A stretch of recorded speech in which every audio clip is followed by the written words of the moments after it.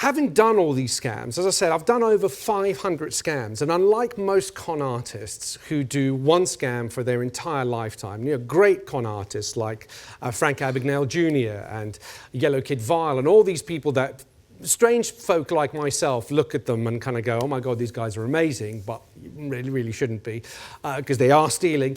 But most of these guys do one con for their entire life and they become very good at it. Now, I didn't become exceptional at all these cons, but I did a lot of them.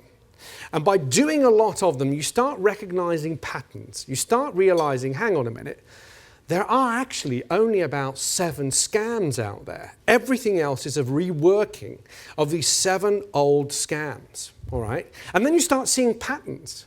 And then you start seeing what was the bit that actually tipped this guy to handing over his money. Now, why did this lady sort of finally break and agree to the deal? And you start looking at all these psychological principles.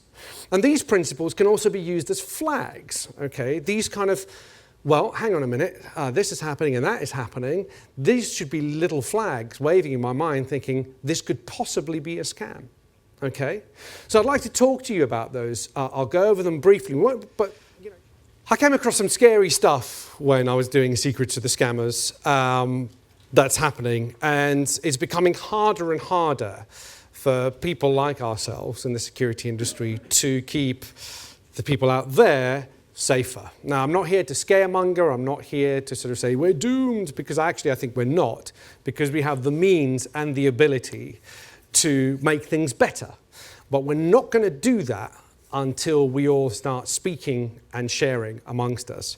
There was a wonderful book that's been written, it's called Black Box Thinking by Matthew Syed. And he talks a little bit about the aviation industry. And I know it's a little bit of a touchy subject because there's been an accident recently with a Russian plane. But if you think about the aviation industry, it's one of the only industries where something goes wrong, everybody knows about it, they really get to the bottom of it, and they change stuff straight away. Doesn't mean that accidents stop happening, but there is decisive action. We operate in a world where breaches happen, stuff goes wrong, people try and sweep it under the carpet, not talk about it out of embarrassment, and then nothing gets fixed. And I'm just convinced that that's not the right way to go.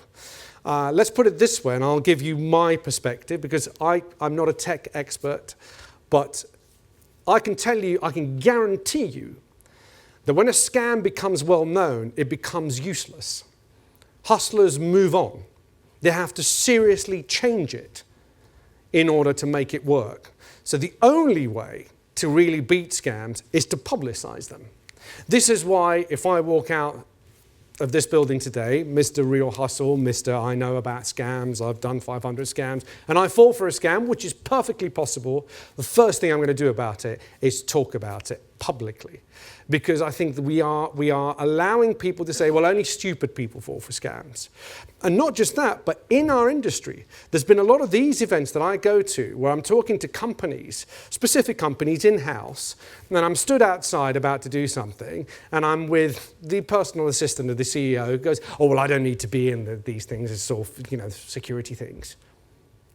Insanity. If I was going to hit a company, I'm not going to hit the CEO, the PA, that's a good target, right?